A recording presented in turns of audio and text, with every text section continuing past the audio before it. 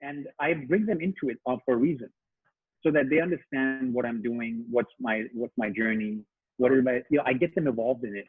And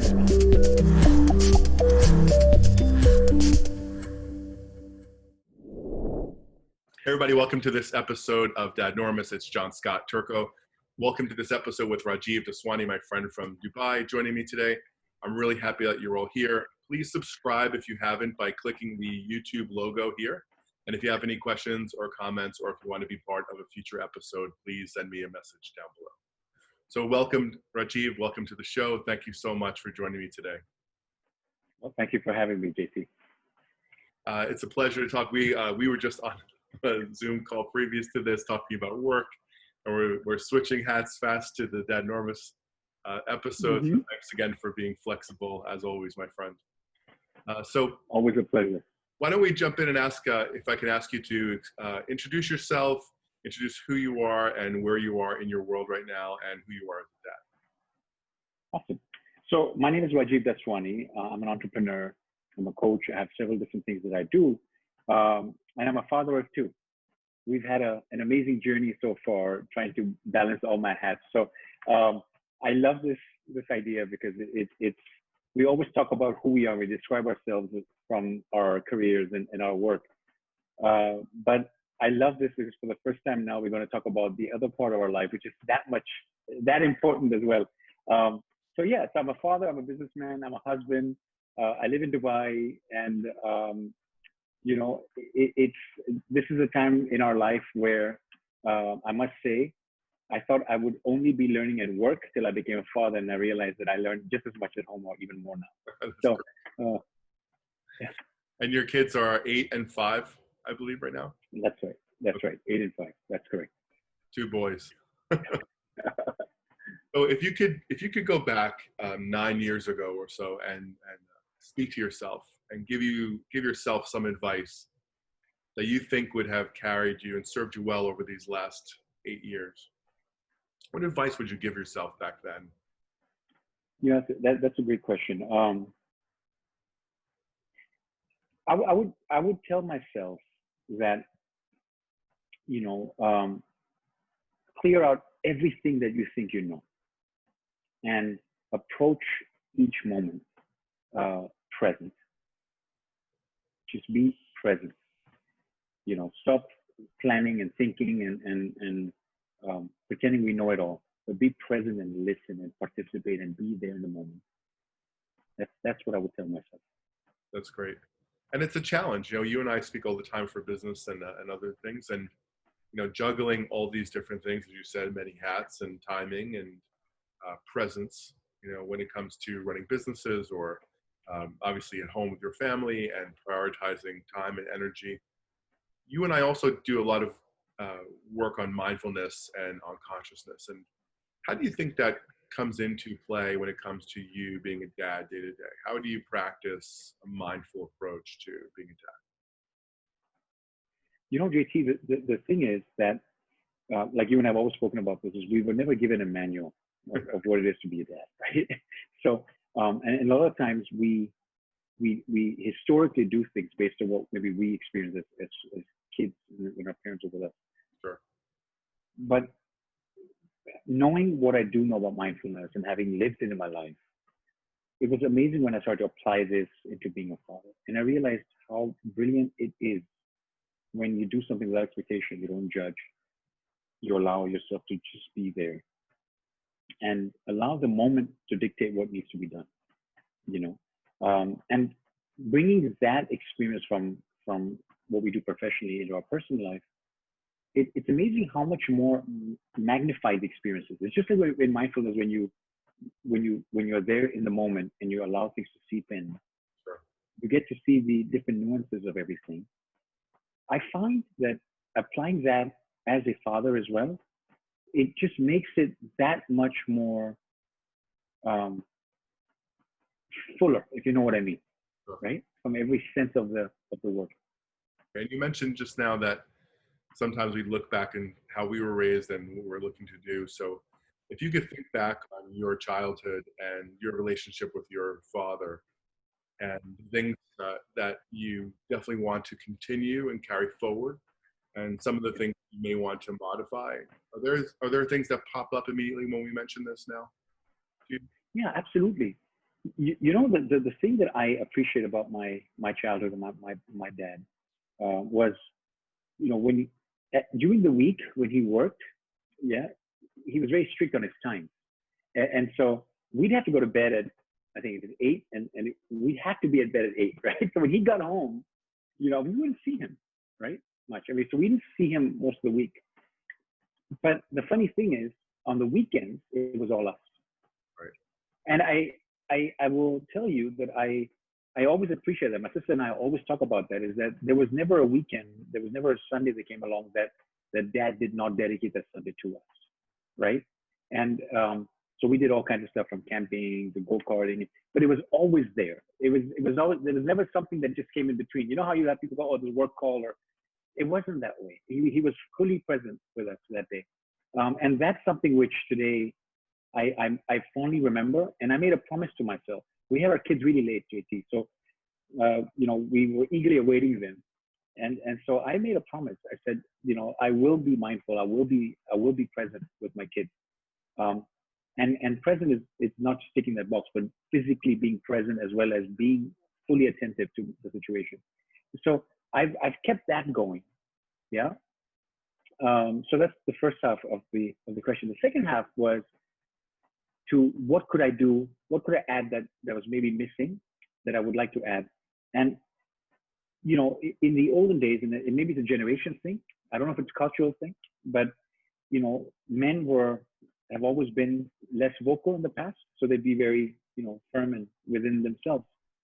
But I promised myself that I would always vocalize everything, and I make sure that I consistently remind my kids that I love them, you know, share a lot, share what gratitude is, share both that I'm learning about my failures and my successes. Because I realize, even though my kids are very young, GT, you always, they absorb everything at this age, and they can learn from what we are doing. Oh yeah, absolutely. And when we share, I've seen them, you know, in fact, some of the responses they give me sometimes, JT, even adults don't give me, right? They're so sincere, right? It's amazing, because they can hold the space a lot. I mean, as mindfully as you can imagine, because they don't judge it. They give you what they hear. Yeah. So yeah, I think vocalizing has been one of the things that I've been very, very proactively doing. You touched on a few really great things just there. One was presence, obviously, and balance. And you mentioned that he was very dedicated, your dad, on the weekends and timing and making sure. How do you feel today with social media and our access to, you know, communication 24/7? How are you exercising this yourself to have those boundaries be effective for you? Because frankly, you know, your dad did a great job. He wasn't tempted by media as much as we are. He also, not just media, but he wasn't able to be plugged in to work as easily as you and I are. So how do you manage that? Do you have very strict, you know, guidelines, or how does that work for you? You know, beautiful, beautiful question. And I know a lot of people have different thoughts on this. Sure. I have, you know, I prioritize my family. And I know it sounds weird, because all our life, everyone has always been about work and careers. And I truly believe that that's, obviously it's important, but you know, we need to prioritize things. And I ask myself one question, and I do this in all my programs, JT, you know this, we talk about with people all the time about, you know, well-being. And it's about living that moment. So practice what we preach. So I literally, when it comes to family, I always prioritize. The weekends are definitely theirs. You will see usually when people send me an email or want me to respond to something in the weekend, I will get back to them, but I'll tell them, listen, I'll probably get back to you on a Monday. And in our line of work, it's not usually very common, right? Because they expect you to reply right away. But I found a way to make it work so that I don't take away from the time that I'm with them when I'm with them. Right. That said and done, I find that you know, although as times have changed, I also feel like children of today have changed. I mean, they're not as, I mean, I find them way more understanding than maybe we were as kids. And I don't know if I can't, I mean, I guess my dad can answer that, but, and I don't know how you feel about that statement, but I really feel that they somehow, kids, they're just born with so much more knowing now than I think we were at that age. So they're very, very flexible. And it's unbelievable. I'm so shocked. You know, the way they pick up their iPad right away when they were young, they know how to use it. They understand social media already. You know, they don't even use social, but they know, are you on Instagram, Dad? You know, I mean, so it's quite cool. I mean, I think it's about also involving them in everything I'm doing. So a lot of these things, if you go to my Instagram or my social media, you will see a lot of my life is there.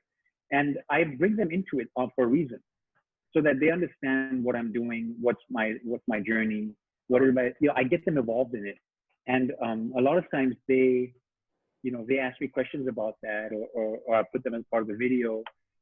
If they ever walk into a meeting, like if they walked in right now, I would make them jump on my lap. You've seen that. So yeah, that's what I would do. That's an interesting point you bring up, which is, I think, and you and I have had 100 Zooms in the past 5 months.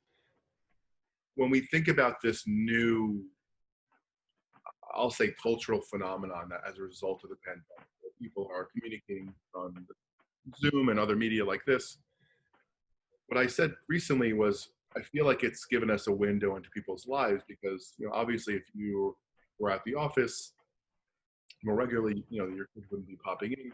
I feel like it humanizes a lot of it. And I think people look to, make sure the doors are locked and the kids don't come in, which is also fine. I mean, obviously there's a time and a place for things to happen. But there's an opportunity we have now to really get to know one another in a really intimate way. So my friends who have younger kids, this has been part of our Zoom culture now. And I'll ask, where are the kids? Like, what's happening? Right. You'll hear them maybe in the distance, and sometimes they'll show up. But it does present unique challenges for this generation of dads that I think our dads didn't have to deal with as much. I think also, to your point about your father, like, they were really heads down during the traditional work week. And, you and I work across like time zone arbitrage. And, like we're speaking today on it's a weekend here in New York for me, and what's, a work day in Dubai for you. Right. So, sometimes I try to take advantage of those. But I have to remember also that on Fridays, it's a weekend day, so not to to be aware culturally as to what's happening around the world. But I think what you've done, your kids, the presence they have and how aware they are, like all of us, it's a result of who you are and who your wife is with them on a day-to-day basis. So if you're showing them this openness and communicating with them honestly, they're going to have a much more connected reality to you and to your day-to-day experiences as a dad and in life. So that's I think it's a great opportunity. I know there's tons of different opinions about this. So for people who are watching, please put a comment below. I really would like to engage in this dialogue. It'd be really interesting. And I guess, as I said to you, my friend, part of the mission for this channel is to promote a dialogue and to have people understand there's different approaches, different cultures, different ways, and there's nothing wrong or right. It's just a matter of how we can leverage the tools that we have. You mentioned, and you reminded me of my friend Andy Marchenko. I'll put a link to Andy's video above. Andy also started having his family later. He was in his mid-40s when he started. So in what ways do you think that starting later has been beneficial for you, and in which ways do you think it's presented more challenges? I never understood in our culture, right? So in the Indian culture, you get married and then they want you to have kids right away, right? And I never understood, the logic. I was like, well, what's the rush? And then you realize that there's all these thoughts behind having your kids early. Is that you're young, you have more energy. They get older, you can be friends with them, you can do more things together. So there's one logic there. And the other logic was spend time with your wife on your career, and then be more established and have your kids. And yeah, so we chose the second path, and I think that it's helped us along the way because we've we've gone through all the different chapters in our lives and kind of spent equal amount of the time and everything. And so when we came to the age of having kids, although we went through our journey to have them, I will say to you that,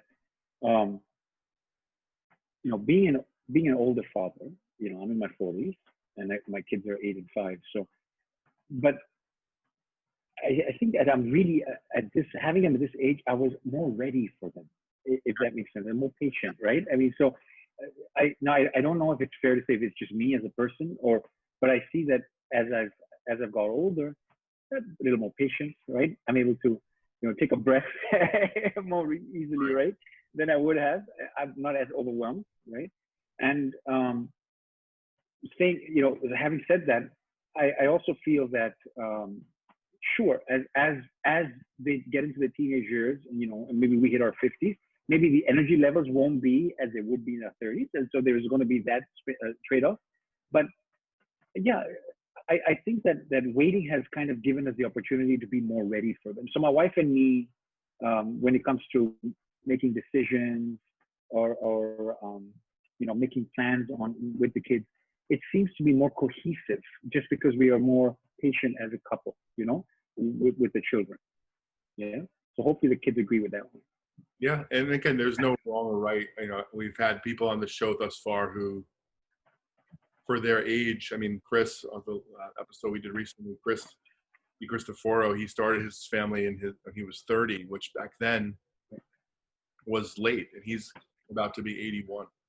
So all the times are evolving in that regard. It's really fascinating. So think about this, kind of zooming out and looking at the macro of your life, and you imagine 20 years from now when you have a 28 a 5-year-old son. What legacy do you want them to feel and to live at that point as it relates to you as their dad? Like, what do you want them to feel present in their life because of you? Well, I think the most important thing that I've always wanted my kids to be able to do is to show up authentic, right? To just be able to express themselves, be able to live the life that they want to live, right? I really believe that as parents, we're caretakers in a sense. And what I mean by that is that, we can give them all the tools that they need to prepare them for this world. But ultimately, it's their life, it's their journey, it's their ups and downs. But I want them to be able to express themselves in a way that enables them to be their true self, right? And ensure that Aarti and I, as parents, do not make them feel constricted in any way so that they feel less than, right? Of course, our job is to guide and offer advice. But I keep on reminding myself, is talk in a way that allows for someone to make a decision, allow them to see, the choices they make, so that it's not, there's so many times in life that we have learned from someone giving us an opportunity to make a choice, and somehow we've managed to make the right choices. And because life is like that. As you get older and as you move forward, there's going to be times where you would want someone to tell you what to do, but you don't have those people to tell you what to do. Right. So JC, we can prepare them now to be able to live a life where they can express themselves and start making their own decisions, yet, guide them and allow them to hear both sides, so they can at least start reasoning what are the options on the table. Right. I think they'll be ready. I think it's an important approach to communicate with your partner, and then in general with the kids overall. So as you look at the transition, where did you grow up? You grow up in Dubai? Did you grow up in India? Like where were you growing up? So I'm one of those. So it's really funny when someone asks me where I'm from. I love to say Earth. I mean, literally. I was born and raised in Spain. Spent my childhood there. I lived in Nigeria for 5-6 years. I lived out in the States for about 6-something years. And obviously Dubai now for 20, and then a few years before that. So I've been all over Dubai a lot of time. My parents are Indian, so we would go to summers to India, so spend a lot of time in India. And my mom's from Indonesia, so we spent a lot of time. So honestly, I'm a melting pot of culture here, right? And we have a bit of everything. That's super, really fascinating. So if you look at all the collective, right? So your own background, Indonesian, Indian, where you spend your childhood, where you spent part of your adult life. In what ways? Because I think people have oftentimes have a very interesting perception versus reality of different places. So now you're in Dubai for a long time. You're raising your kids in Dubai, and so in what ways is Dubai helping you in the journey that you're on? And what ways do you think the culture in Dubai? Because I've heard amazing, fanciful ideas about Dubai that is very, very, very far from reality. So in reality, for you as a dad, how is the experience, in Dubai raising kids? I mean, for me, this is home. It's been home for many, many years. And um, I moved here because my parents were here when I went out for the US and came back home. Um, I love the culture here because it's all about family. It's, Right. the tradition is all family oriented, right? Which again reminds me of Spain growing up, because Spain also is very family oriented. India is very family oriented.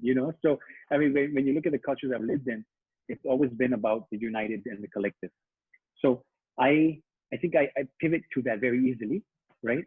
And I love that Dubai brings a lot of that. So for me and my kids, um, we kind of, I mean, I can see that it's very natural for them. They live with my parents as well, so they get to spend time with grandmom and granddad. It's not only on the special days, but they get to spend time with them, and the culture kind of nurtures, more of a family line. Um, so in that sense, I love it. Security, it's brilliant. And the biggest, I guess, the biggest benefit that I have living in this part of the world, it's the center of the world. We have all these amazing cultures. My kids are learning all these languages, like I did. I did because we moved around so much. Sure. But they're doing it naturally because in Dubai, there is all the languages, literally. So it's beautiful. I mean, where else can we give them this chance, right? That's really interesting because I have several friends of mine who are multicultural, both in terms of their backgrounds and their geography and where they've lived. And I do find it really interesting. And I think, just to echo, I've spent obviously a considerable amount of time in Dubai as well. It's truly a melting pot. I think the statistics vary slightly and they move, but I think it's more than 8 out of 10 residents are expats. You have this huge melting pot of cultures and traditions and religions. And uh, I like to say that my feeling about Dubai as a business person is that people don't go there to do a half-ass job on anything. People who go to Dubai to work in Dubai go there to do their very, very best. And it's one of the things I really enjoy about the culture. And I think I've met so many different dads there from different cultures. And I think, it's really fascinating to see the openness, of people just curious, like kind of cross section of the world that it really represents to me. It's a very easy geography to commute to a lot of places. So I think that's really interesting. So when you think about your journey, when you think about what you see all around you, um, how are you, if you could just go 10 years into the future, um, what do you imagine for your boys? What do you imagine for their experiences with you as a dad? What does that look like? Like if you go to the year 2030 and you go to 2030 and you're having a conversation with your 18 and 15-year-old about the year 2020. Right. I think you would express them about this time in life. That's a really deep question.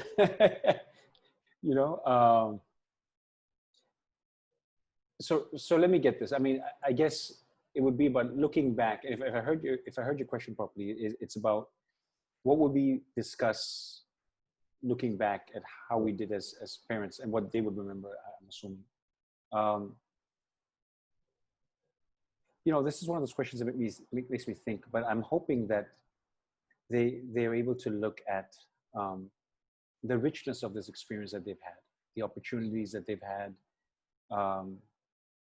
growing up, I would want them to be grateful, Sure. because JT, that is the one part that I see even in the professional world, and you and I see this a lot together, is that it's so easy to get into the rut of life and the day-to-day, where you forget all the things that brought you to this very point. So it's constantly being able to look back and be grateful for what has brought you to where you are today. Sure. It served me well, and I hope that they apply the same, so it serves them well as well. That's great. Thank you so much for sharing that. So we're gonna wrap up in a bit. So if you could think about this media and this channel, part of the mission is for it to be a resource to dads of all ages, from all places, with kids of all ages. And what advice, or what do you feel is present for you that you'd want people to see this? If, let's say, they're about to become a dad, or if they're they're going through their own ups and downs and challenges, what advice would you impart on them based on the collective of your professional experience, your life, and your time as a dad? I would say, I'd give 3 tips. There's 8 tips, but I'll give 3 to start with. I would say, first and foremost, never forget to say I love you. Say I love you as much as you can, because God knows how much time you have. So keep on saying that. 2 is play, play, play, play. And I know that I have friends whose kids are in college now, right? So they're 20, 21, just about to graduate. And I asked them this. I said, do you guys still play? Do you still, playing is not about, it's just about spending time together, but literally being playful, right? You're never too old to do that, right? Just be there. And lastly, this is a conversation that many parents have had with me, and we talk about being a friend and a father at the same time. And they say that you have to have your hats, right? You're a father, but ultimately you can still be a friend and a father at the same time. It's creating that relationship and an understanding that they can come to you, that you are available, and that you're not only there to discipline or just to be the father figure, but to be approachable. Sure. Because in this big world, as we meet more and more people, we're finding that to be such a handicap for so many who don't know how to be approachable. Yeah, it's very true. I think you mentioned this, and also Mickey Feher mentioned this in his episode, which is, if you put these walls up and you just are disciplined and rules, and your kids will find ways around the rules that you have. You did it, I did it. They'll do it, they do it. So how do you maintain this balance is really critical, and it's a trial and error. And I think that's part of it too. I think, as you said today, and many previously, and I'm sure in the future we'll say, there's no manual, right? So when the kids are born, you don't get handed a manual. And if you did, I like to say, it would be obsolete by now. Right. And it would only apply to that child for a moment in time, even if you got the manual. So I think it's an interesting challenge to find that balance. And I think part of it is, oftentimes we talk about being a dad and almost like it's a static thing, like, hey, I'm a dad now, and we're living and growing as individuals. Our kids are living and growing, so it's this very windy road where you're trying to kind of keep in sync with each other in a way that's going to be meaningful for your relationship and for their futures as well. Yeah. So I really appreciate your time very much. So any final thoughts you want to share? I just want to say that I love conversations like this, because it allows, not only is it a resource for the fathers, but it also allows you to reflect inside for a second and go, what else can I do better, right? So thank you for allowing us to kind of nurture this conversation and keep it, boiling, so we can see what else pops up. That's great. I really appreciate your time. And for those of you that haven't yet, please subscribe, leave a comment down below. And if you'd like to be a guest on a future episode, please send me a message. Thanks a lot. Thanks, my friend. Thank you very much.